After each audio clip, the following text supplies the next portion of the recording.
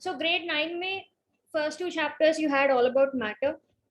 You have studied about boiling point, melting point, difference between solids, liquids, gases, things like that, right? Related to physical properties. How are the particles of matter arranged? And then after that, you got down to what is matter made up of. So you had all about like atoms, molecules, what are they made up of? Protons, neutrons, electrons. How do they behave? Losing, gaining electrons, all of that. In grade 10, you'll be dealing all about the chemical properties of matter. So when we talk about chemical properties, how do they behave with other chemicals? So we'll be dealing with their reactions. So first chapter is just to get you guys comfortable with the concept of writing equations and recognizing the reactions. So it's more of an introduction. And then the next 3 chapters, you'll be learning about all of these chemicals one by one. So then you have acids, bases, salts. You'll be familiar with acids, bases, right? Hydrochloric acid, sulfuric acid. So how do they behave with metals? How do they behave with non-metals? What happens if we put them in water? And then you have all about metals, non-metals. That's also the same concepts. Okay, metals matlab, if you put a metal in acid, kya hoga? If you put a metal in base, kya hoga? If you leave it outside in air, what happens? Properties. And then you have all about carbon. So carbon related, what is the chemistry behind carbon compounds? How does it react and why does it react the way it reacts? All of that. So that's what your whole grade 10 chemistry is going to be about. Right. So it will be like you'll find it so much easier if you found like if you are good with atoms and molecules chapter in grade 9. Okay. Atoms and molecules and atomic structure. Basically, if you are comfortable with the concept of valency and naming the compounds, figuring out the ions, like sulfate, matlab uska formula kya hai. So if you know all of that, if you're comfortable with that, if you have revised that, ye chapter bahut aasan rahega this time. Okay. So we'll get started with this. Let me start.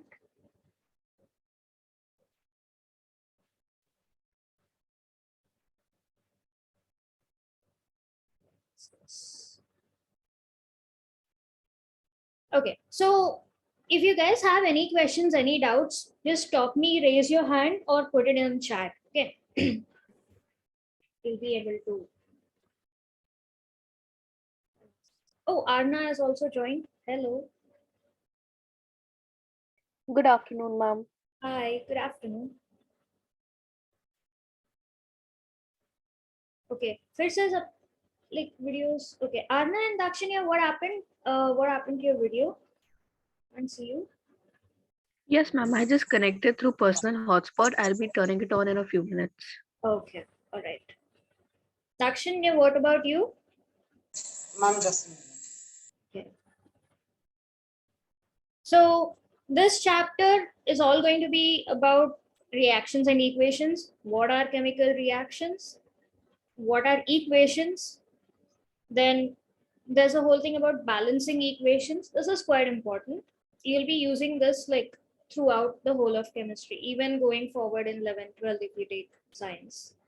Different types of reactions. Again, easy to study the reactions if you classify it in different types. And then oxidation in real life. What do you mean by oxidation and where do you find it in real life? That's what the chapter is. So we'll start. As I said, before you start, this is something that you need to know. So we'll quickly revise this. Even I'll get to see where you guys are at. So we'll start off with Anika. Anika, what is Mg2 plus? Ma'am, it's magnesium ion. Excellent. Aryan, H2SO4? Ma'am, hydrogen sulfate. No. I mean, logically you're right, but if hydrogen happens to be a cation, what does that make it? What does it become? Ma'am, is it? Ma'am, bisulfate. No, Ma'am, no. is it? Ma'am, Arshia, H2SO4? Ma'am, can I say it? Yeah, Aryan, go ahead. Ma'am, it's sulfuric acid. Correct. So if it's a metal, like if I had MgSO4, फिर magnesium sulfate, cation sulfate हो जाएगा. But when the cation is hydrogen, no, then it becomes an acid. So whatever may be the anion, उसके साथ अगर hydrogen है, so it makes it an acid. So you can like make a note of it. So that way you'll remember it, you'll be able to recognize it. Make a note of it. So if you have hydrogen with an anion, it's basically an acid. So यहाँ पे anion में sulfur है ना, so that makes it sulfuric acid. तो अगर chlorine है, suppose we have HCl, what would be the name of this compound? Anyone? Hydrochloric acid. Hydrogen chloride. Yes. So अगर कोई metal है तो chloride होगा, but because it is hydrogen here, becomes hydrochloric acid. Okay. Awesome. Next, Ashia, your turn. Ne. What is Ne? Neon. Neon. Yes, neon. What is special about neon? Do you know? Do you remember? Have you studied this? Anybody? Like, Stable. It's a stable element. The noble gas. yes. Noble, yeah. Stable, it won't react, non-reactive. It's a noble gas. Who's that afterwards? Ishita. Cl2. It's a molecule of chlorine. Very good. Nice. Precise answer. Good. Shana. Ca is Calcium. calcium. Correct. Swayam. CO2. Carbon dioxide. Yes. Carbon dioxide, can you tell me how it occurs naturally, like solid, liquid, gas? Gas. Yes. Sujal, NaCl? Sodium chloride. Very good. Kashvi, CaCO3? Calcium carbonate. Very good. Megha, Al3 plus? Aluminium ion. Nice. Who's that after Megha? Arna. Arna, NO3, like NO. There's a little typo here. This is supposed to be 3 over here. NO3 and then just minus. Nitrate. Nitrate is correct. Very good. Next. FeSO4. Oh, Dakshinya is disconnected again. Right, we'll go back to Anika. FeSO4 is?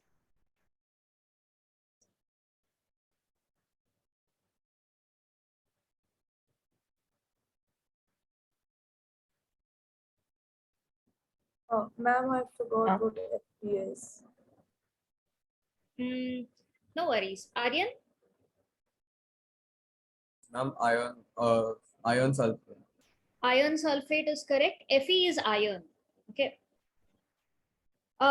So FeSO4. So iron. Ma'am, is it also known as ferrous sulfate?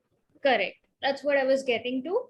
So iron, like some metals like iron, copper, manganese, they will have different valencies. They can have multiple valencies.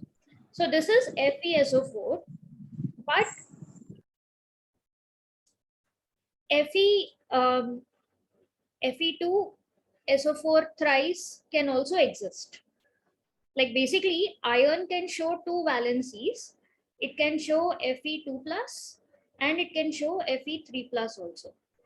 So whenever you come across elements showing or metals mostly showing multiple valencies, you'll have to differentiate in some way, right? So to be able to differentiate between them, they have different names for those ions. So whenever it's a lower number, you use OUS to indicate it. So Fe2 plus becomes ferrous. And the higher valency, like agar valency number zyada hai, the higher valency, you indicate with IC, ic. So Fe3 plus ka name will become ferric.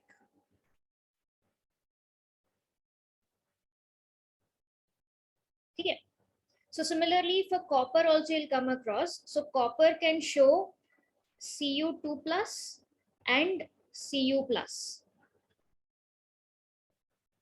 So एक का नाम है cuprous and एक का नाम है cupric. Can you figure out which is what? Cuprous is Cu2 plus or Cu plus? Cuprous CO2 is C. This is CO2 plus. Huh? What did I ma'am. say? Plus, because in this is the lower. Don't get hung up on the number. Just see which is lower, which is higher. Lower number will get us, higher number will get ic. So Ma'am, so cupric is Ca2 plus and Cu plus is cuprous. Correct. यहाँ पे Cu2 plus मतलब valency 2 दिखा रहा है.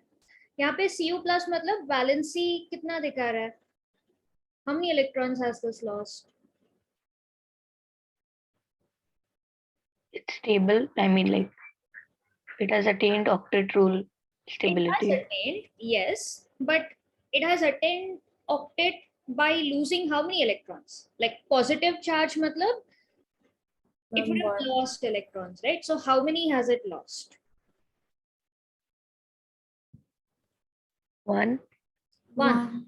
Correct. So valency is 1. So lower always takes us. Isme Cu plus has showing a lower valency. So cuprous is Cu plus and the higher one takes ic. So cupric will be Cu2 plus because it's 2 is greater than 1. Okay. So you will come across this like the elements you'll come across now are just for iron and copper. Ma'am, your stuff. Sorry.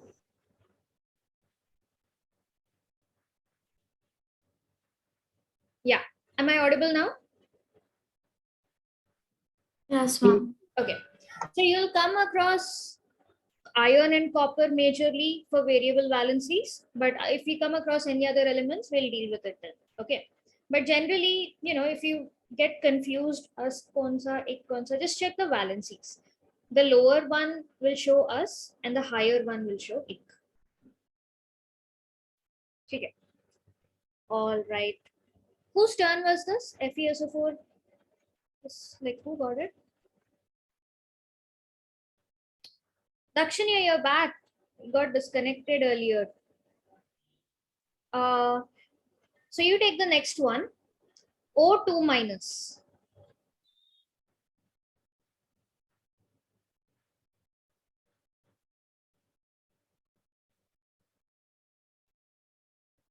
Ma'am, I said for FeSO4 now. Should I say for O2? No. So Dakshanya hasn't gone through the first round, right? So you tell me what is the name of O2 minus? What is it?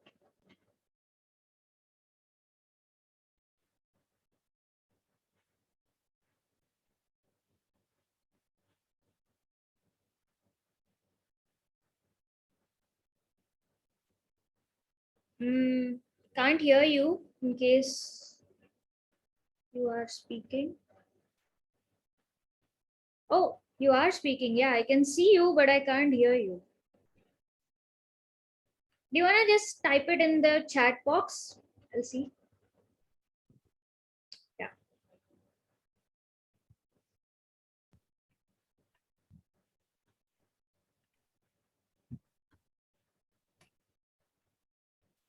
Oxygen, yeah, it is an ion of oxygen, but what would be the name of this ion of oxygen?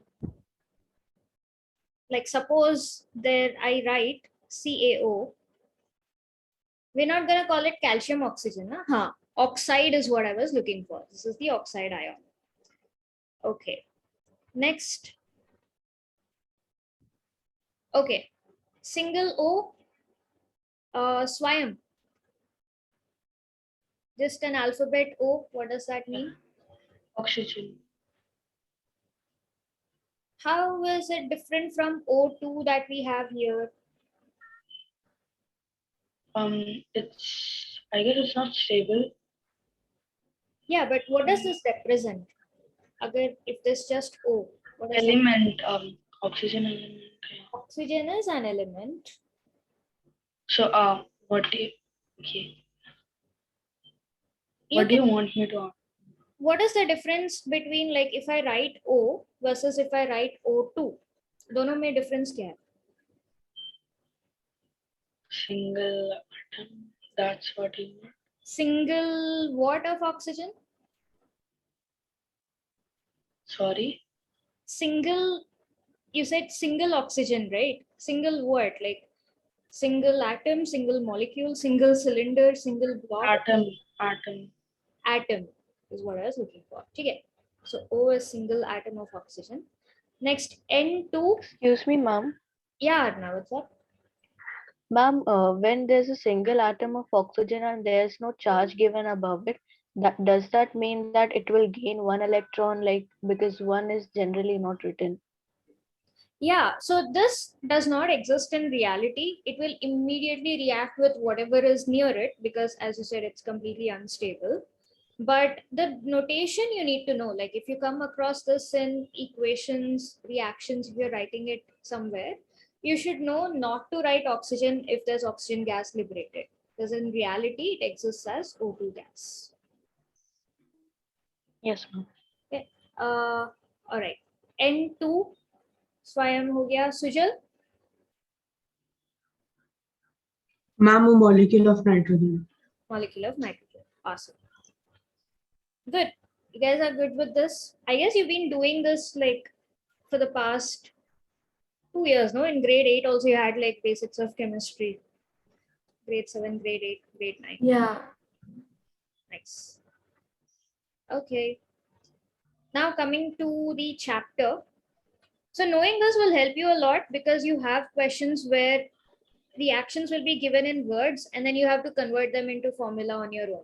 Or you need to recognize ki kaun sa element hai, usme kaun sa ion hai, all of that. Okay. What are the differences in these changes? Like you can see there's like these two GIFs that are playing. Isme water is freezing. Isme there's some cakes baking. Ma'am, can you hear me? Yes, I can hear you. Ma'am, I just wanted to ask why in the freezing water is the ice rising? Because if you normally like freeze the water, won't it just be in the same place? That's a very good question. Nice. But what do you observe here? Is the ice freezing like in the same shape as what the water is there? Or is there like a change to it? Ma'am, there's a change in it. Yeah, like यहाँ पे बहुत सारा empty space है ना? Yes, ma'am. There's also ice has an interesting property that ice like water expands when it freezes to ice at a certain temperature. That's like a speciality of water. That's why like ice floats in water, but usually solids are more dense than liquids. No? There's all that happening. Anika, yeah, what's up? Yeah, so can I say differences? Yeah, absolutely. So the freezing water is a physical change and the baking of the cake is a chemical change. Correct. Now, who can tell me what is the difference between physical change and chemical change? Ma'am, may I? Arna, yeah. Ma'am, one of the points is like physical changes can be reversible, while chemical changes are not reversible. Correct. Also, the chemical properties do not get changed in physical change, and the chemical properties do get changed in chemical change, as the name suggests. Correct. Absolutely. So what Arna said, like in simpler terms, is that physical process can be reversed. So if this became ice, you can get water back from ice. But chemical may, like once something is baked into cake, can you get the batter back? Can you get like the eggs, flour, milk, all of that back? You can't. Like the whole thing, the chemical property itself has changed. You won't be able to do that. Okay. So this is what we discussed. Water to ice, you can get ice to water, but once this change has happened, you can't get the things back. It's irreversible because the chemical composition itself has changed. Now, what do you mean by chemical properties, the chemical composition being changed? What does that mean? Now, you learned last year that all matter is made of particles. Like particles can be atoms, molecules. If it is molecules, that again is made up of atoms bonded to each other, right? So when we say the chemical properties has changed, it means that the chemical makeup, like what sort of atoms, what sort of molecules it is made up of, that itself has changed. So like how can we know that something has changed? At a chemical molecular level, the bonds break.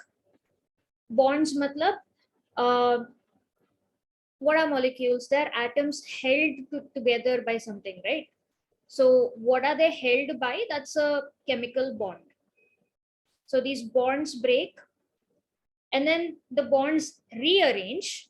After rearranging, if they rearrange in completely different way, that's when we say that new substances are formed. Okay, completely new chemicals are formed.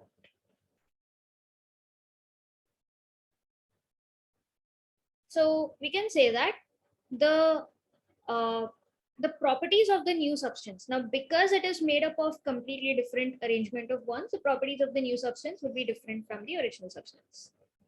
If you want to get down to why chemical reactions happen, how they happen, at the molecular level, this is what is happening. You can see that this particular ion, initially it was attached to the yellow atom, and then later it's attached to the green atom. So the makeup itself has completely changed. Swayam, yes, what's up? Any doubt here? No, I just wanted to answer before that. Yeah, somebody else answered it. Cool. So this is the definition of chemical reaction. Note it down.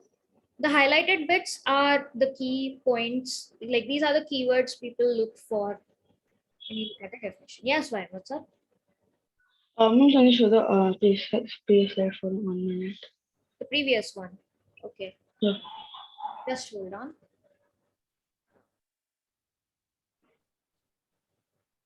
There you go. This one.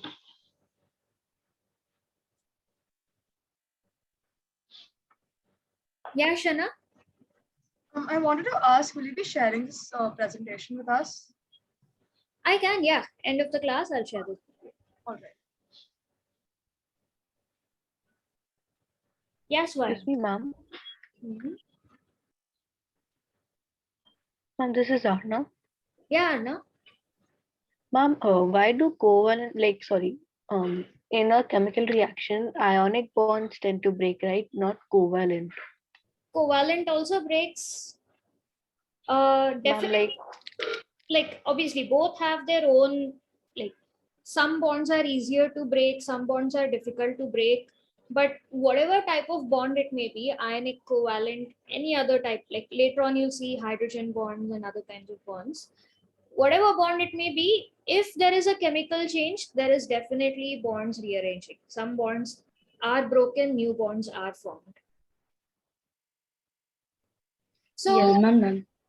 common, how much do you guys know about ionic and covalent bonds?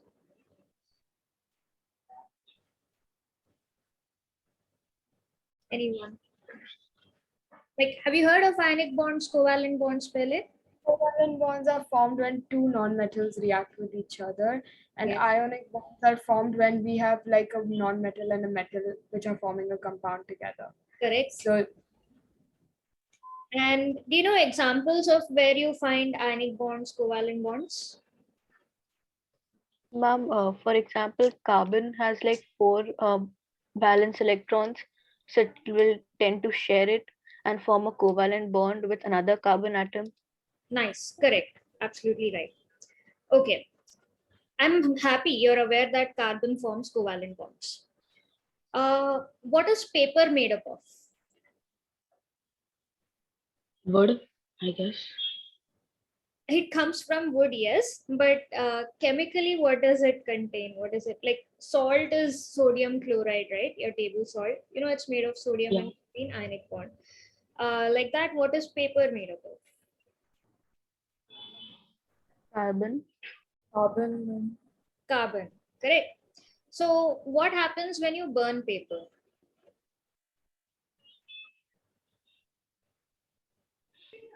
Chemical reaction takes place and it turns into ashes. Correct. Chemical And reactions take carbon place. dioxide and Carbon monoxide. dioxide formed, water is formed, maybe other gases may be formed depending on what it's made of. So carbon forms only covalent bonds. So paper may carbon has covalent bonds mainly with oxygen and hydrogen, and maybe some nitrogen, sulfur may be present. So when you're burning paper, it's a chemical change, which means in that case, covalent bonds are also breaking. No? So yeah, chemical reactions, any kind of bond breaks. It's the other way around. Like if okay, bond is breaking, new substances forming, matlab, that's what we call as chemical reaction. Doesn't matter if it's ionic or covalent. Okay. Let me know when you guys have completed this, then we'll go to the next part. Yes, I'm completed. Understand? Okay. Yes. Completed. Okay. Megha is completed. Sujal, Arna, let me know. Lakshini, I think you're still writing, right? Aryan also. No, ma'am, I'm not done. Okay. Ashvi is done. Ashya is done. Anika done? Yes, ma'am. Okay. Cool. So example of a chemical reaction. Have you guys, okay, I know last 2 years you have been, like you haven't been to school. Have you had any chance of attending any practicals lab? Mein? No? Okay, you might get to see it this year. done this in school. Ma'am, we did. This in school. Yeah, we did this. You did this. Okay, some of you have done this, I guess. So magnesium ribbon reacts with oxygen to form magnesium oxide. You can see this reaction here.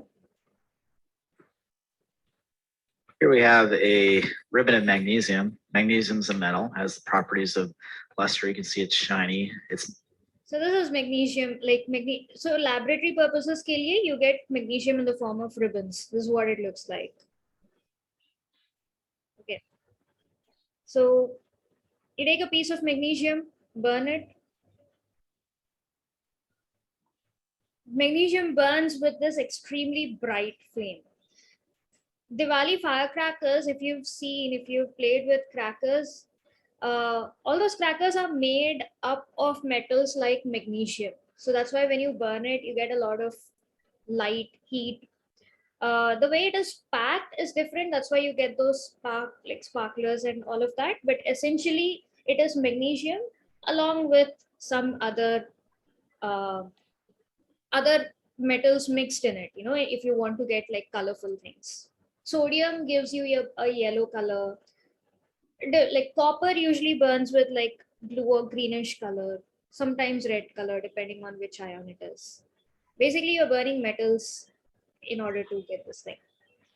So once magnesium burns, you can see this is the ash that is left.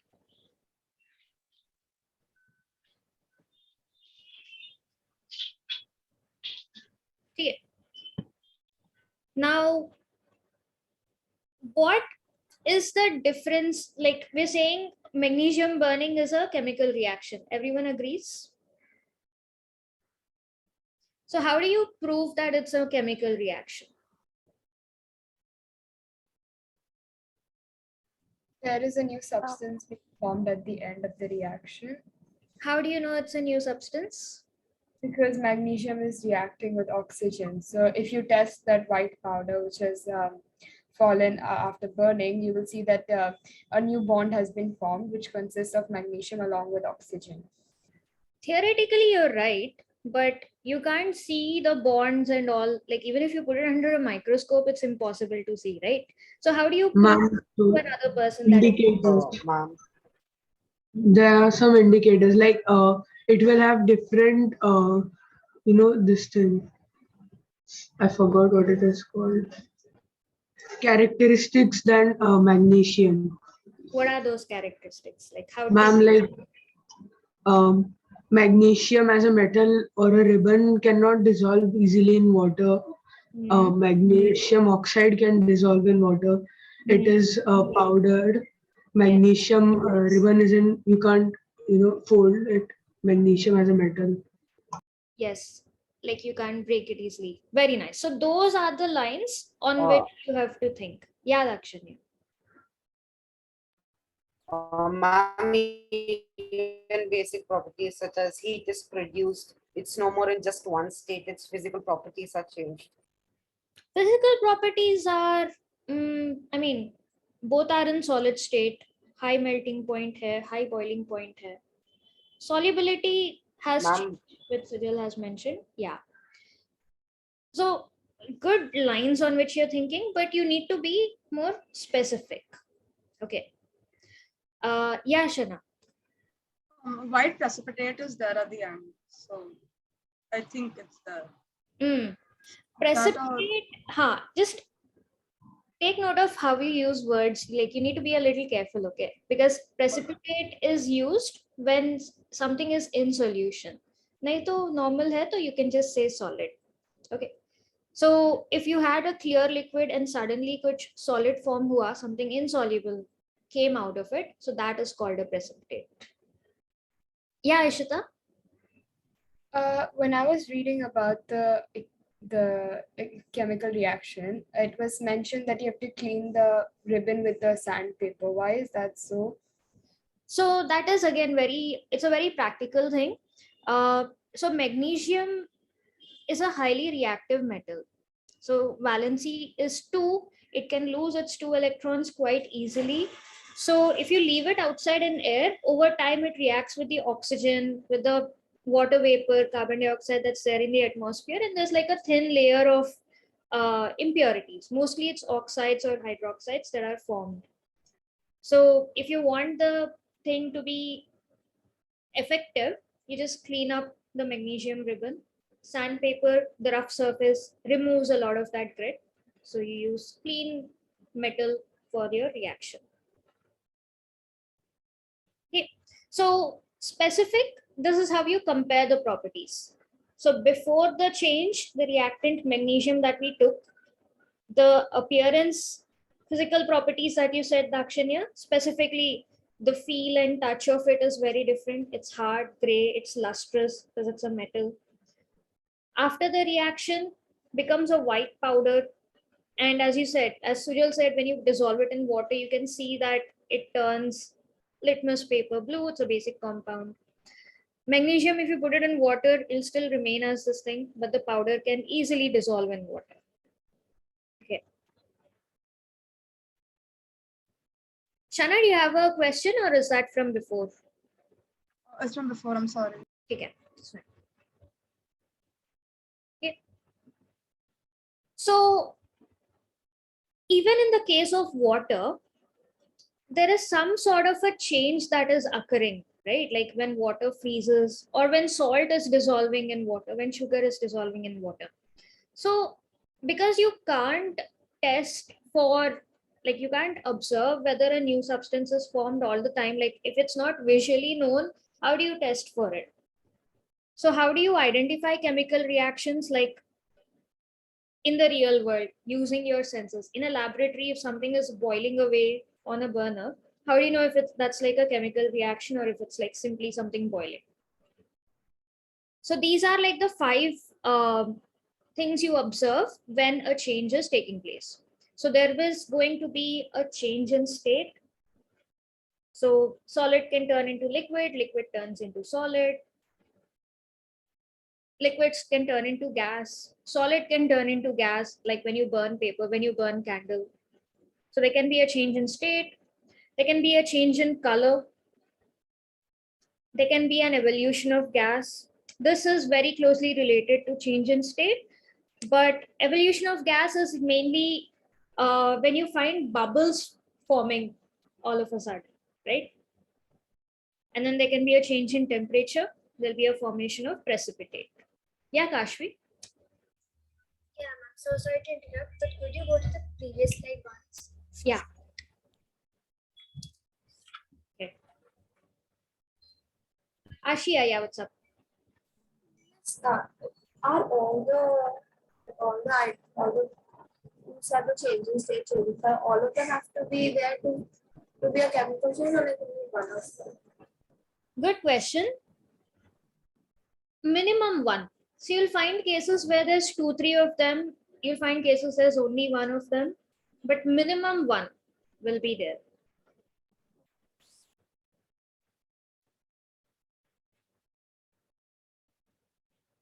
Okay.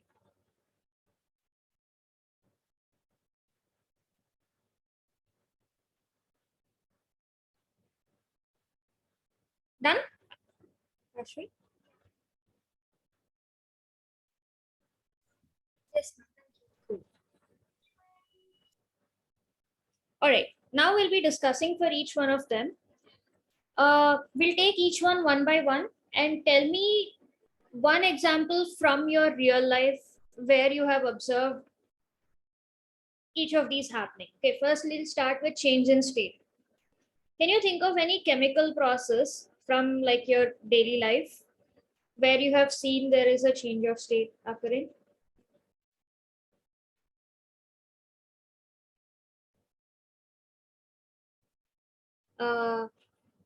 Anika, go ahead. So while boiling water, I can see water vapor coming up from the surface. So the change in state is liquid to gas. But is boiling of water a chemical reaction? No. Think of a chemical reaction where you find there's a change in state. Who else has raised? Ishita. Ma'am, do you want the chemical reaction from daily life? Oh, okay. Any example will do. Anyone. H2 plus O2 gives us water. Both of them are gases. We're getting a liquid. Nice. Correct. So Aryan and Arna, do you guys have anything from daily life? Ma'am, when we burn stuff, ma'am, when we burn paper, that's too much. Oh, nice. Correct. Yeah, we just talked about it. Paper is solid. What is released is gases. Good. Arna, do you have a different example or one of like similar one? No, ma'am, I just had burning of wood Okay. and Burning. also ignition of a candle. Yeah. Okay. Cool. We'll go through all of them and then I'll show you what examples I have. So you can note down these and you can note down those also. The more is better. Change in color. Megha. Yeah. No, actually, it was for the previous one. Yeah. I said that it was actually for the change in state one, not the change. Yeah. Go ahead. What example do you have? It was like a baking cake, like from liquid batter Baking. to change to solid. Liquid changed into solid. Good. Okay. Kashvi, your example. Example Megha gave, it could also be used as color, like the color of the batter. Like when the batter is, like when we bake it, it turns a bit brownish in color.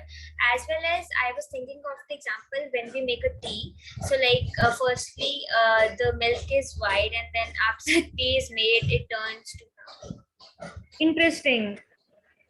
Tea is not a chemical process though. So even I was thinking. Yeah. So yeah, color change is there absolutely, but it's not a chemical process. Like tea retains its chemical properties, milk also, like there's no chemical change. If you remember last year, you learned about colloids, right? So coffee, tea, milkshake, all of these, when you create them, it's basically a colloid. Okay. Yeah, actually I was a bit confused with it. Easy mistake you make. Good. Change in color. Yeah, Aryan. Ma'am, iron getting, ma'am, rusting of iron. Rusting of iron. Nice. Good. So iron gray, grayish steel turns into red. Sujal is asking, isn't batter made of solid materials? So how is it considered liquid? Sujal, have you seen like work with batter, cake batter? Yes, ma'am. How like You add milk to it, milk, but then its base components are solid itself, right? Like flour and all that stuff. when you put batter on a table, does it sit like a solid or does it behave like a liquid? Does it? Ma'am, it behaves like a liquid. It is a liquid. Okay, It's ma'am. like learning recipes. Yeah.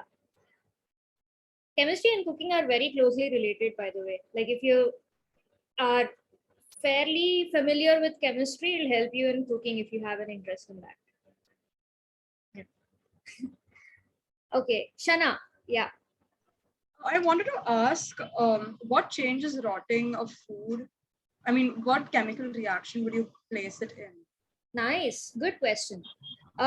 It is a chemical reaction, yes. So that's what we're going to learn in oxidation. So the fats, oils, they react with oxygen in air, and the chemical makeup itself changes. That's why the smell changes, the taste changes. Yeah, so that's oxidation. Ma'am, so then smell might come under evolution of gas, right? Yes. If something is not smelling so much, or suddenly, yeah, different smells means a new gas has been evolved. Well, absolutely. Okay. Change in color, anybody else? No? Ma'am, when we add iron rod in HCl, then the color changes into yellow. Ooh, yes. Laboratory, correct. Even the classic reaction you guys would have read multiple times. Iron nail and copper sulfate. Blue changes to green. Yeah. From everyday life, this is an example.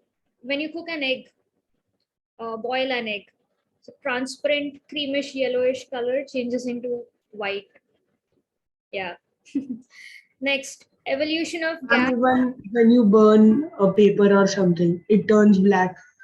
Yes, white paper turns black, black, gray ashes. Burn wood, also the same thing. Good. Evolution of gas.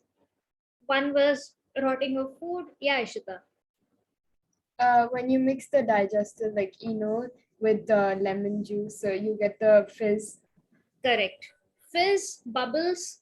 Usually, if you're writing your answer, the way it is, what is the term used for that phenomenon is called effervescence. Effervescence. Yeah. So effervescence is nothing but bubbles being formed, the fizziness. Yeah, Aryan. Ma'am, burning of fossil fuels. Burning of fossil fuels, yes. I don't know if you guys have come across this, but what about when you put a metal in acid? Like put zinc granules in H2SO4, like sulfuric acid or hydrochloric acid. There also you get bubbles. Or if you put sodium carbonate or sodium bicarbonate in acid, that also gives carbon dioxide bubbles. All these examples. Change in temperature.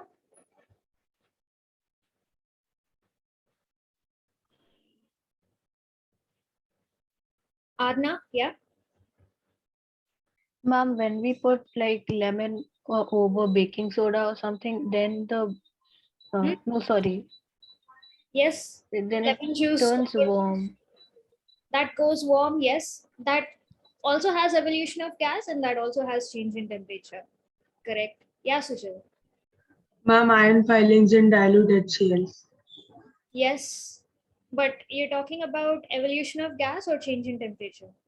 Ma'am, the test tubes get heated, right? A bit. Good. Yeah. That's again, that also has both. Yeah. Arna, another example you have?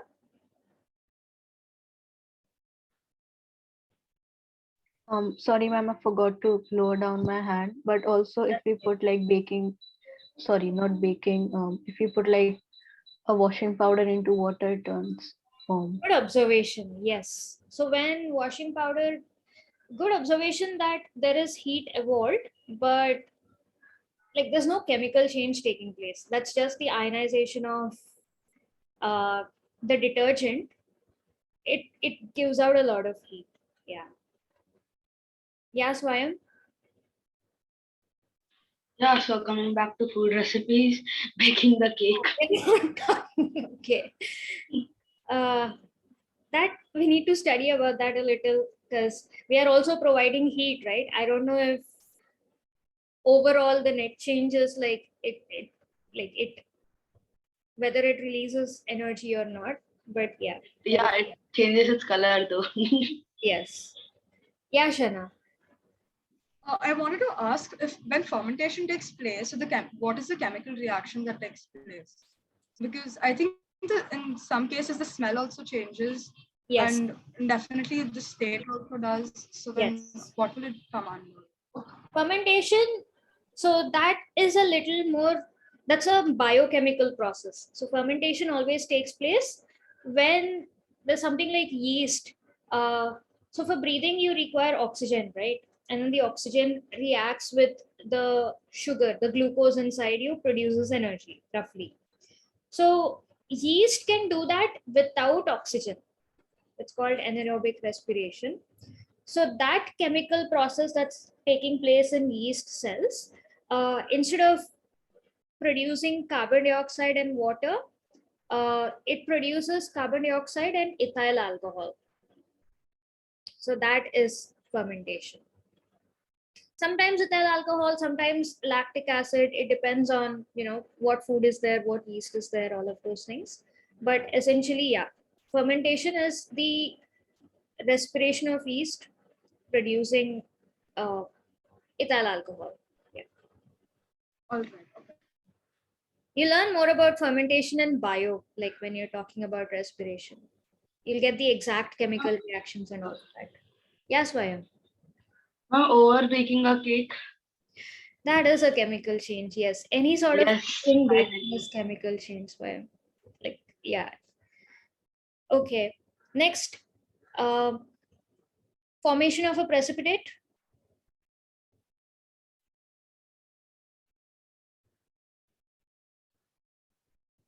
That's a little difficult, no? You have seen it in everyday life. That's okay. We'll show you the examples for this. So change in state, if you were to, like I've given one example like from everyday life and one in a laboratory where you can write the chemical equation for that. So the context for this is sometimes you may be asked a question saying, give an example from everyday life where you can observe a change in state as a result of a chemical reaction. If you're asked a question, prove that in a chemical reaction there is a change in state. Then, in order to prove something, you need to set up an experiment. Then take one of these chemical reactions, like mention that take some dilute H2SO4 in a beaker. When we add zinc granules, we see that there are bubbles of gas forming. So from liquid, we can see that there is a change in state to gas, or if it's evolution of gas, you can be like, there is an evolution of gas in this process. Hence, we can say that chemical reactions may this happens. Yeah, Sujit. Ma'am, so for a formation of precipitate, I'm not sure if this is an example, but during filtration of crude oil, sometimes the crude oil, it gets divided into layers, and according to that, there's a solid precipitate at the top most layer. Is that example? That would not be an example because filtration is separation, right? So that solid was already there in dissolved form, which you're separating it out. Like there's no new substance formed there. The solid that was already existing, you just separated it out from that mixture. Okay. Yeah. So filtration, evaporation, boiling, condensation, all of these are physical processes. Okay, they're not chemical reactions.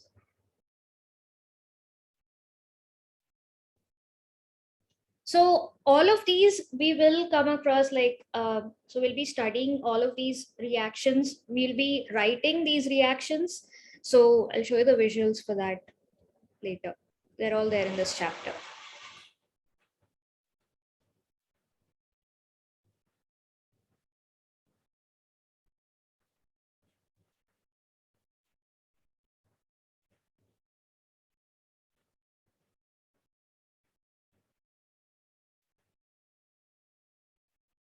Okay, let me know when you guys are done writing, then we'll go to the next part. Completed.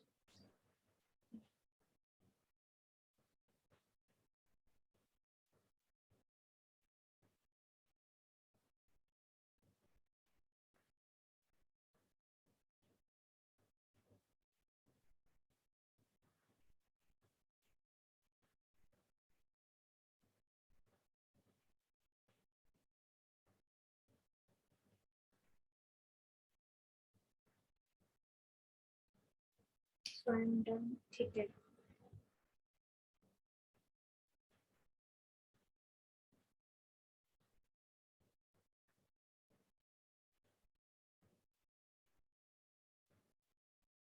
Combustion. Do you guys know what is combustion? Have you heard of this word before?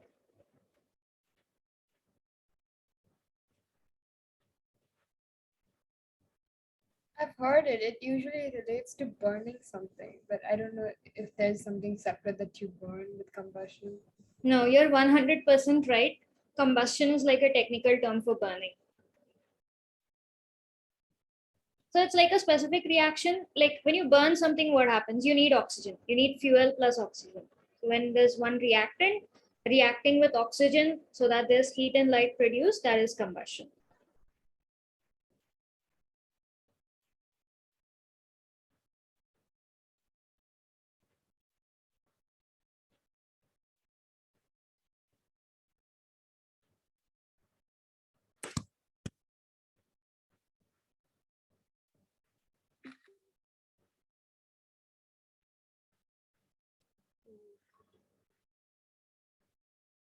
Yeah, Shana? Is there any daily life example for formation of precipitate? Formation Am I of right? precipitate, daily life, none that come to mind. Like again, it would be a very niche process. It's not something that, yeah, that happens like every day. Nothing that comes to mind as such.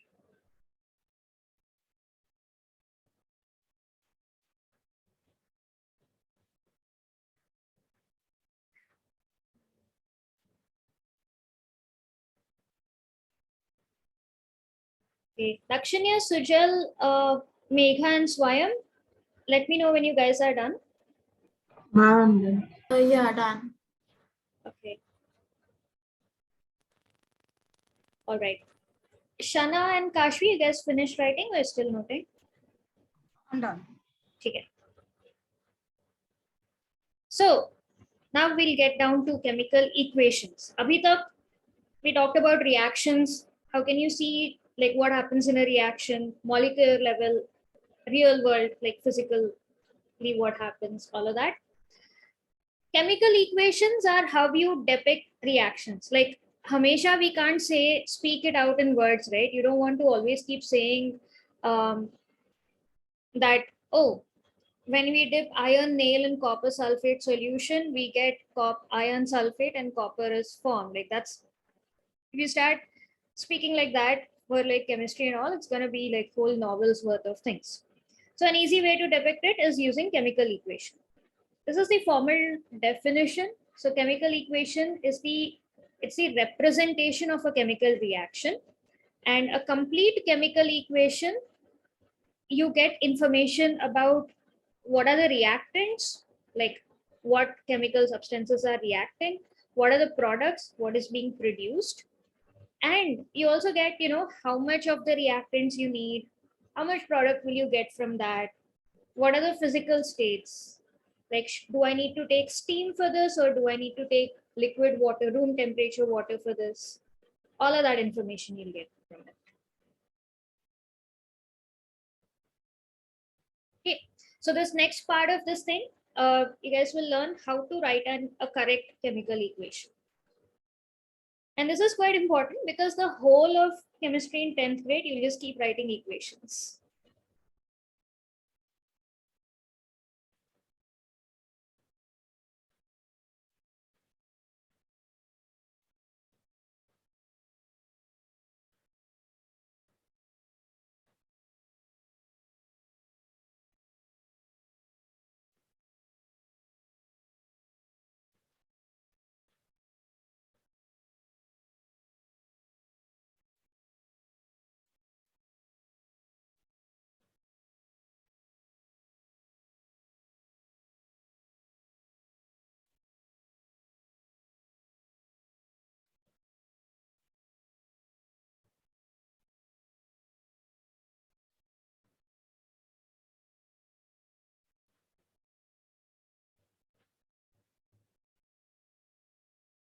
So just like how you have symbols and formulae for names of compounds, like sulfate is just SO4 2-.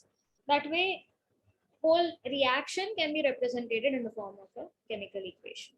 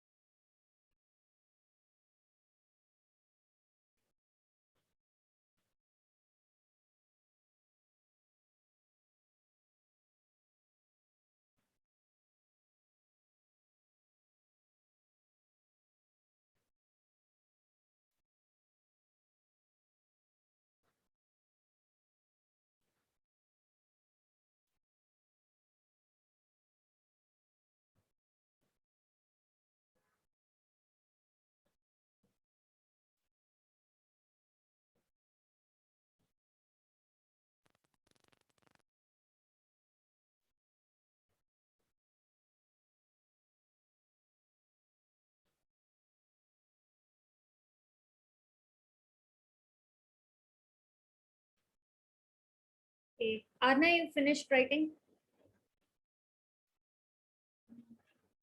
Yes, ma'am. Okay. Arshia, you done? Okay. That's done. Shana's not done.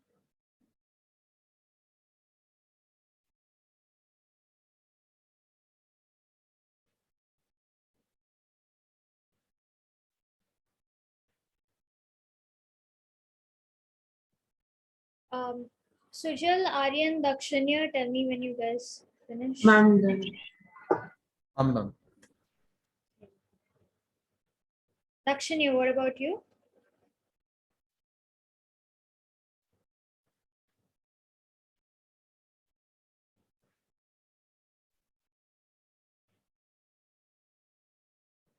Dakshanya, I can't hear you again.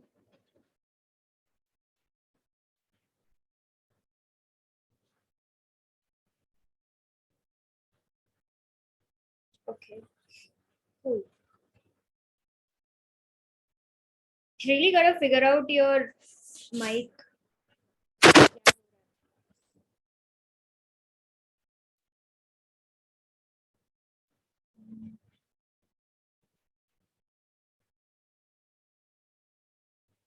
Okay, looks like everyone's done. Shana, can I change or noting? I'm done. I'm done. Okay. Okay, as an example, how do you write chemical equations? This is a chemical equation you guys saw earlier. Magnesium burns in oxygen to give magnesium oxide. Do you guys want to give it a try? I want to see where you guys are at, whether you'll be able to write an equation or not. Yeah, Ishita. This would be written as Mg plus O2. Then you would point an arrowhead and it would give you MgO. Okay, nice. You just said it in words. Absolutely.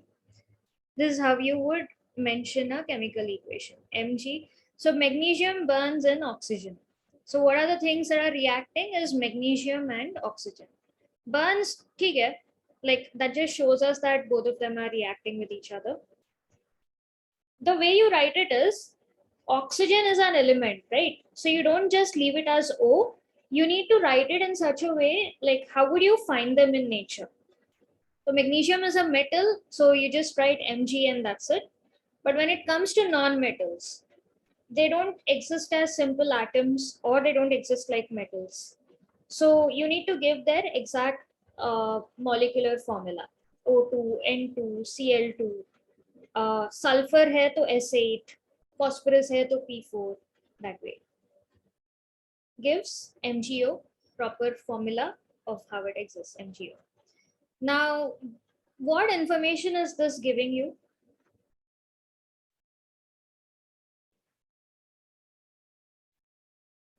Like if you just see this particular equation, the way it's written here, what do you know of it? Yeah, Kashu.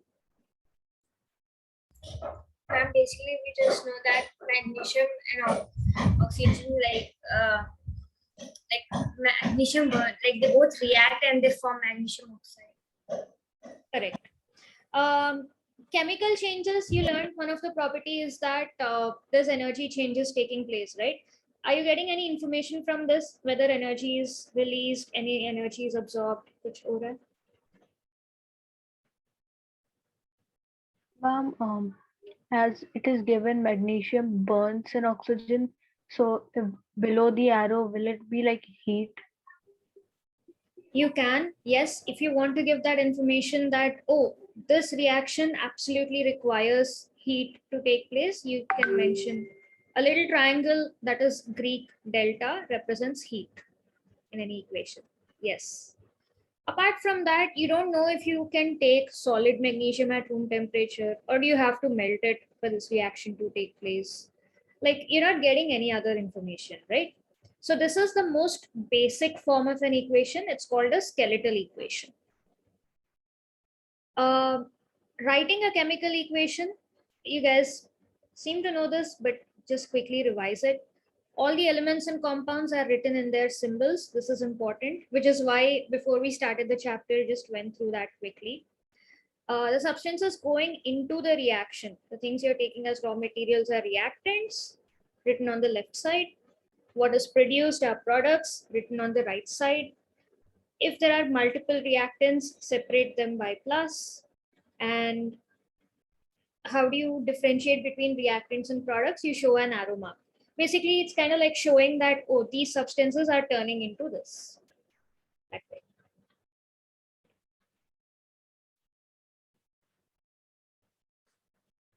You don't have to note this down. I mean, you won't be asked questions based on this. This is mainly, how do you write a chemical equation? It's fine. You can refer to it whenever. All right. Now, how do you make it more informative? Like the things that I mentioned, energy changes case, physical states concept. You have special symbols for those also. So you want to mention the physical states. This is what is used. S for solid, L for liquid, G for gas. AQ means aqueous. Can anyone tell me what this stands for? This is fairly self-explanatory. Physical state, like is it a solid, liquid, or gas? What do you mean by aqueous? Yeah, Megha.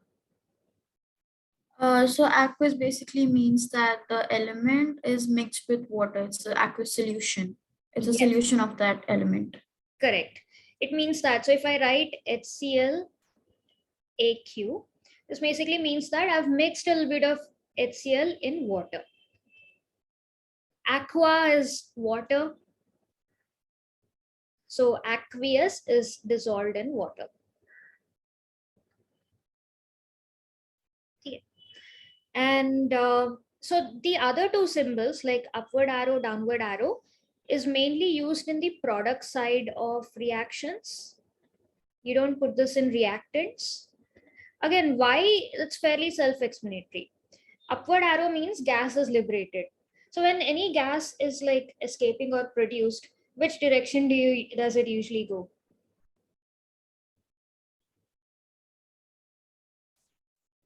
Up. Up. That's why it's an upward arrow. So usually when hydrogen or carbon dioxide is released and you see it bubbling up in the test tube, in the beaker, wherever you're doing it, right? So that's why the upward arrow means gas is liberated. Similarly, precipitate, matlab if there's like a solid being formed. Are you familiar with this experiment? How do you test for carbon dioxide? Have you come across this pehle koi class mein? No, ma'am. Lime water turning milky? Nahin? Yes, ma'am. Yes, ma'am. We've done that. Yes. So lime water turns milky, matlab there's some white color thing being formed, right? You can note that also down as example for formation of a precipitate. So there, calcium carbonate. So initially calcium hydroxide was dissolved in water, but carbon dioxide ke saath react karke calcium carbonate is coming out of the solution.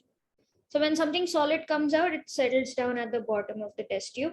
That's why it's a downward arrow showing it's a precipitate. So you use the, like agar reactant mein hai to use solid and gas. If it is in product, agar gas hai to either you can use G or you can use an upward arrow. But arrows use it only when it is on the product side of the reaction. Otherwise, it doesn't make sense. Reactant mein gas ud gaya to like what is reacting then? So then if there's energy changes, you can put plus heat or minus heat depending on what is happening. Like magnesium ke case mein, there's heat being released, right? Energy being released in the form of heat and light. The product side may use write plus heat. That's also one of the things being produced. If heat is absorbed, you write minus heat. Then extra conditions agar koi hai, if you're using like catalyst or if you need it to be at a certain temperature, certain pressure, so arrow ke upar ya niche, wherever there is place, you mention all of that stuff. And then finally, you need to balance the equation. Now, this is something that we'll be working with a lot in this chapter. Is a whole section, balancing the equation.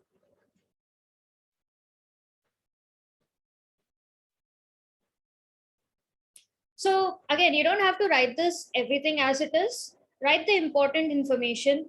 Write the symbols solid S, liquid L, gas G, aqueous AQ, upward arrow, downward arrow. Mention plus heat, minus heat for energy changes. Mention conditions of the reaction indicated on the arrow. Just write it. Write the important information. Please.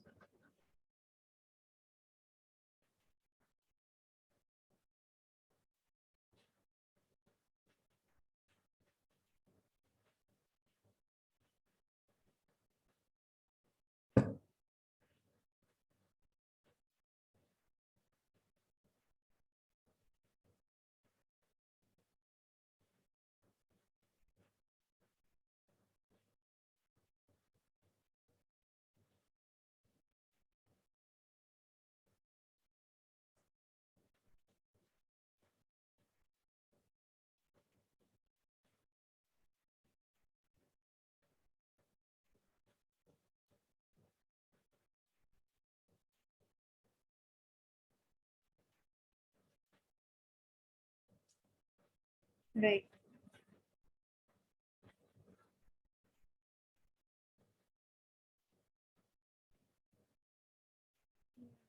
Swayam, Aryan, Megha, Sujal, Dakshanya. What's you guys? I'm Yes, done. done. How? The videos are off. You guys following? Yes, ma'am. Okay.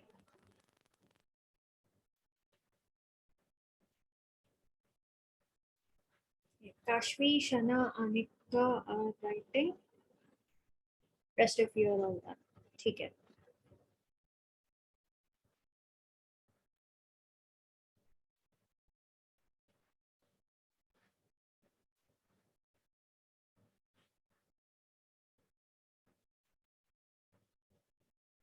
Dakshina, are you using on mobile phone or computer, laptop?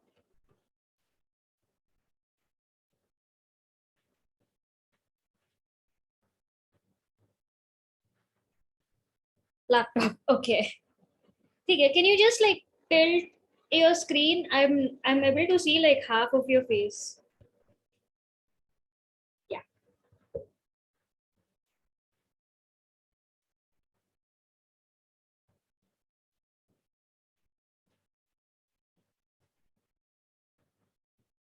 After this class, like maybe during once you're done noting, check if your compute like if the permission is there. Sometimes in computers, no, you'll have to allow to use the 5. What? You have permission, like permissions are enabled. Okay. Yeah, I was just thinking what could be the problem.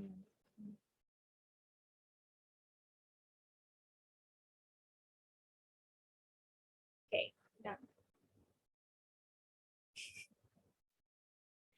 Yeah.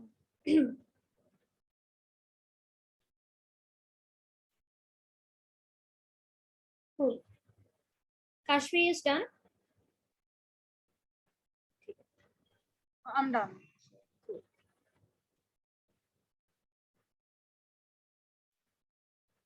So along with all the extra information, this is what a proper complete complete chemical equation looks like. So if you have the information, like if you have keywords like it burns in air with a bright dazzling flame. Flame ka matlab kya hai? Also the fact that it says bright dazzling flame means that there is energy released, like heat and light are forms of energy. Leaving a white powder of magnesium oxide. Powder matlab, you know, it's in solid state. Magnesium ribbon matlab, it's in solid state. So these are the kind of hints you take from a statement when you're writing the physical states, like when you're putting it in the form of an equation. So this was the one in pink was our original equation. Based on the keywords that we are given here, we have included that information also. Ribbon hai, so solid. Burns in air, air is in gaseous state. Leaving powder of magnesium oxide, powder is solid. Now, where do these numbers come from? Why have we put 2 over here? Why have we put 2 over here? Yeah, Arna. Ma'am, as over there, the oxygen is a molecule. So the valency of oxygen is 2 minus, and the valency of magnesium is 2 plus. Yeah. So oxygen molecule would need 4 electrons, and as magnesium only has 2, it will have to become 2 magnesium ions to balance the equation. No, you were correct halfway there and then you lost it. You were right. Oxygen का valency है 2. मतलब oxygen becomes minus 2 and magnesium loses the 2 electrons, becomes plus 2. Where did the 4 electrons and 2 magnesium come into picture? That's where I lost you. I mean, as every oxygen ion needs 2, so there are 2 oxygen ions, so it will become 4. Very nice. Logically, yes, absolutely. So yeah, each oxygen minus 2 gains 2 electrons, but it's an oxygen molecule, right? So there's 2 oxygen atoms there. So if each oxygen takes minus 2, basically for both of these oxygens, you need a total of 4 electrons. So where do you get 4 electrons from? You need 2 of the magnesium. This will give 2 electrons and this will give 2 electrons. That is why you need 2 of magnesium, so you're multiplying it by 2. And basically, if each magnesium bonded with each oxygen, because we have 2 plus 2 of each, you get 2 atom or 2 units of magnesium oxide. That is where this 2 is coming from. Theoretically, logically, like that is the logic behind why this 2 is there and all of that. Also ties in with the law of conservation of mass, which we've seen in the previous slide. Yeah, Kashvi. Could you just repeat, like, why is the 2 here? Actually, I lost the connection in between.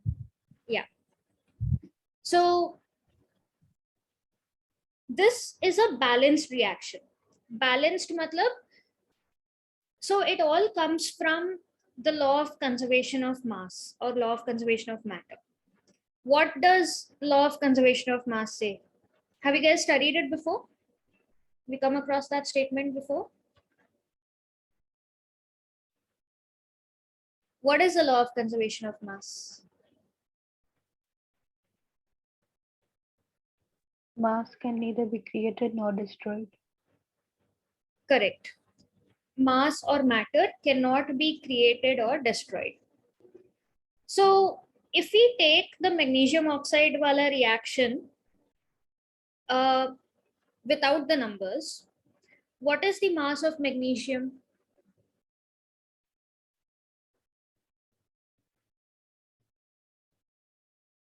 You remember mass number of magnesium? 24. 24, yes. Oxygen? 16. 16, but O2 hai, will be 16 into 2, 32. And magnesium oxide?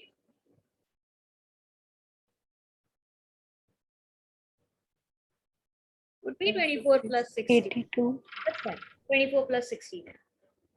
82 kahan se aaya? Into 2.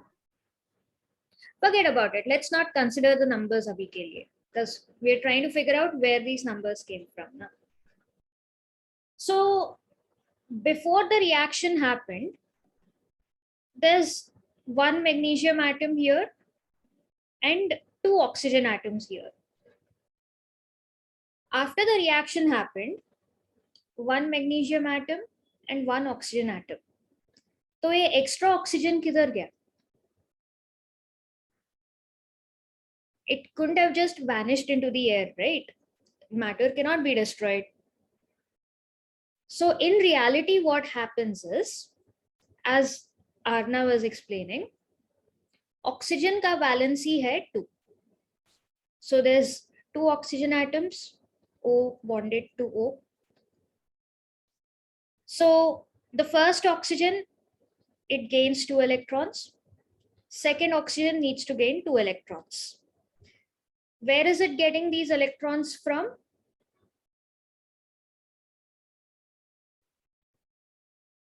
From magnesium. From the electrons that magnesium is losing. So each magnesium can lose 2 electrons. That's why it forms Mg2+. Right? Now, because we have 2 atoms of oxygen, so for every molecule of oxygen, you need 2 atoms of magnesium to lose 2 electrons. So this particular magnesium ke 2 electrons will go to this atom, and this one's 2 electrons will go to the other atom. So that is why you have 2 magnesium here. That's where this number 2 is coming from. So as a consequence, like when the reaction happens, again, it's rearrangement of these molecules only, right? So instead of staying as 2 independent magnesium and 1 oxygen molecule, you have the first MgO and the second MgO. That's why you're getting 2 of magnesium oxide. So logically, like if you look at the atoms and molecules, that is what is happening. But in order to figure out balancing chemical reactions, it's basically like mathematics. Okay, it's very, very logic based. So if you look at the number of atoms on each side, LHS mein, you have magnesium 1, RHS mein, you have magnesium 1. But oxygen on LHS is 2, oxygen on RHS is 1. What can you do to make the number of oxygen atoms equal?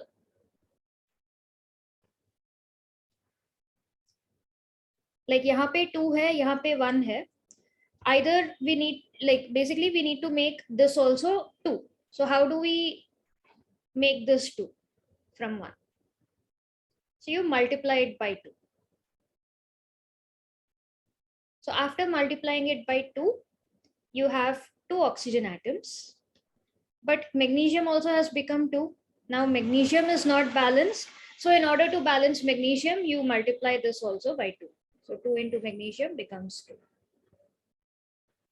We'll do more of balancing. Like essentially when you're trying to balance equations, that is how you go about it. You look at the number of atoms on each side and then you figure out what number to multiply it by.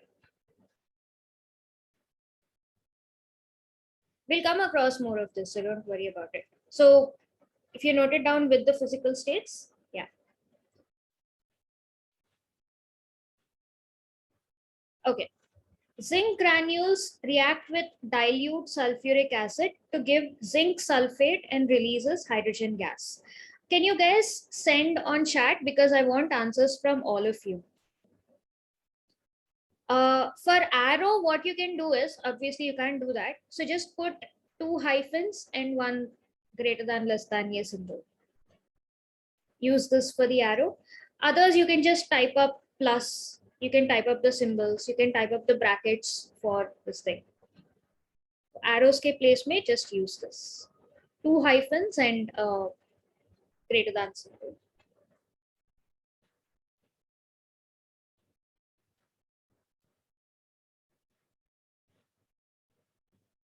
And send it on private chat, huh? Don't send it to everyone by mistake.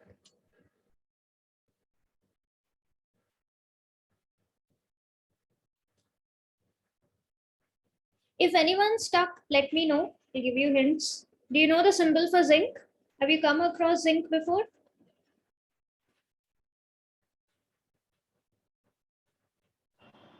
Nice. Arna is Yes, ma'am, it's okay. Arna it's Jharan. Zinc is Zn. Arna, like you also have hints for the physical states, na? Granules matlab kaise rahega? And here it says dilute sulfuric acid. So put the physical state also.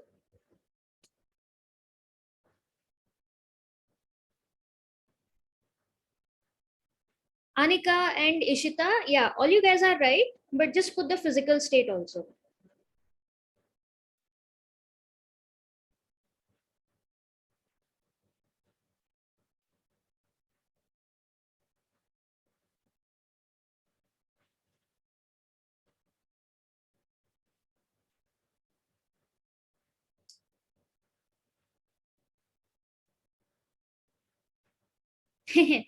Aryan, mention the physical state for, where did we go? Sorry. Huh. Mention the physical state for zinc, zinc sulfate, hydrogen gas, and use the physical states that we learned. No, so dilute is like, what physical state is dilute?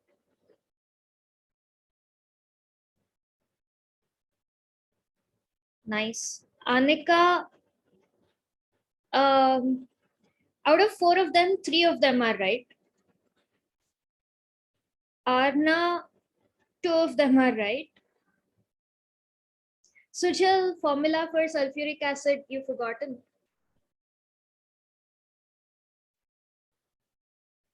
Sujal, 3 of them are right. I'm glad. Sulfuric acid ka physical state, you got it right. Zinc sulfate, all of you have gotten it wrong, but that's good because that's something new that you haven't studied before. Megha, correct, except for zinc sulfate. Aryan, you missed out on zinc ka physical state. Otherwise, rest of it is all right. Ishita, 50% correct. The obvious ones, all of you are getting it. That's good.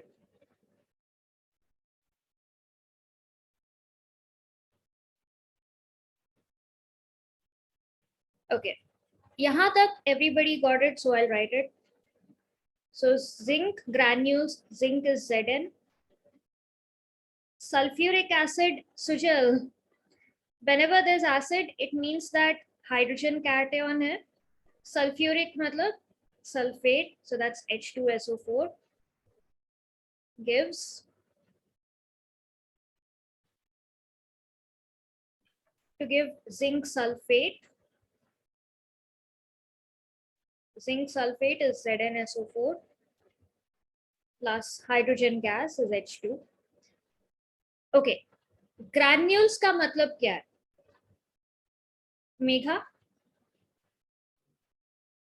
Yeah, zinc granules are basically like there are iron filings. It's like small granules of zinc. It's in solid state. Solid It's is a correct. small like piece of zinc. Yeah. It's not as small as powder, but it's like tiny little pebbles of zinc. Yeah. This tiny pebbles. This most of you have gotten. Hydrogen gas is given, so we can blindly write G. Now H2SO4 and ZnSO4. This is where a lot of you are gotten confused.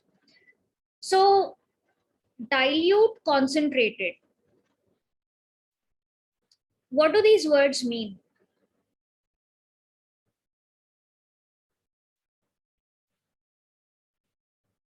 Dilute का मतलब क्या है? Like mild, not concentrated. Yes, these are opposites. Now when I say dilute sulfuric acid, उसका मतलब क्या हो सकता है?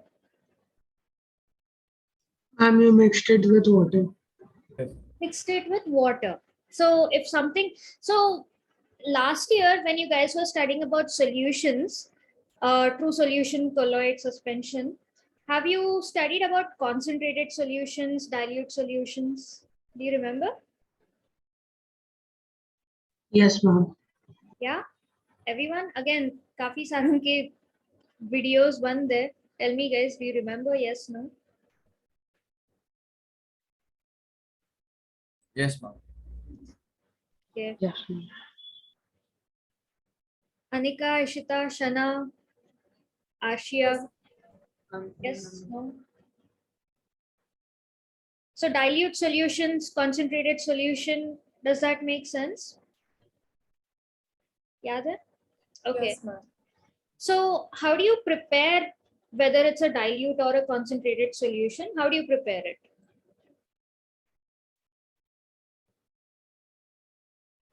Less water is there in concentrated and more in dilute. Right. Whatever the case is, you're mixing it with water. So when you're mixing something with water, physical state, like what would be the physical state? Liquid. Liquid. It is Aqueous. liquid, but you're dissolving it in water. Aqueous. Yeah, so that information is there. So aqueous. If at all you put H2SO4 liquid, this basically means it is 100% H2SO4 in liquid state, and this reaction is going to result in an explosion. You don't want an explosion because acids are very, very, very dangerous. Always, whenever you take acids or bases, take it to be aqueous only. Always mix it in water because that's safer. Now, when you mix it in water, zinc sulfate is what type of a compound? Like, can you figure out, is it ionic, is it covalent? किस तरह का chemical है ये? Ionic. Ionic. It's made of zinc and sulfate. As a general rule, whenever you have a metal in the compound, you can be like 98% sure it's going to be ionic. Okay. So unless and until it states precipitate or something like that, by default, assume that it's going to be dissolved in water. It's just like salt. Salt is also ionic compound. So most of the compounds dissolve in water. So because by default you're taking water anyway. Like if you're doing this reaction, you're going to be taking a test tube. You'll be filling it up with the H2SO4 mixed in water. So this is H2SO4 plus water. Isme you're going to be dropping like zinc granules. Then reaction will take place. Hydrogen is released. So by default, क्योंकि इधर already पानी है, so whatever product is formed will be dissolved in water. So इसका state also will be aqueous. Okay. So unless it is mentioned, like if you find words like precipitates out of the solution or something like that, assume it to be aqueous. Precipitate hua matlab, then it turns into a solid. So you can mention it with downward arrow or put solid. Otherwise, by default, it's going to be aqueous. If it is precipitate, then it'll be downward arrow or mention solid. Otherwise, use aqueous. Hydrogen gas is mentioned, so you mention gas. Upward arrow likha hai. You guys are right. Okay. So things like these. So whenever you have acid, base like NaOH, KOH, things like that. Any ionic compound like metal based compounds like iron sulfate ka wo copper nail wala thing. All of these, if you want them to react, you have to dissolve them in water. So they will by default compulsorily be aqueous. Okay, so when you're writing chemical equations, this you can like take it by default. So यहाँ पे zinc sulfate metal का compound है, ionic compound है, and it's not mentioned that to precipitate out zinc sulfate or something like that. So you can be sure that, oh, this is in dissolved state.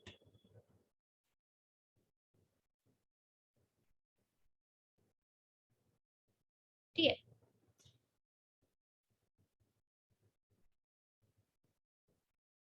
So this is how you write chemical equations.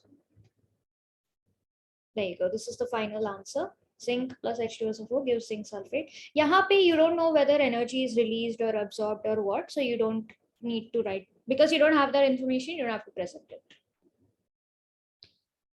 Then few more examples. Uske baad we'll look at balancing chemical equations. This will resume next class. Okay. We'll end it a little early today.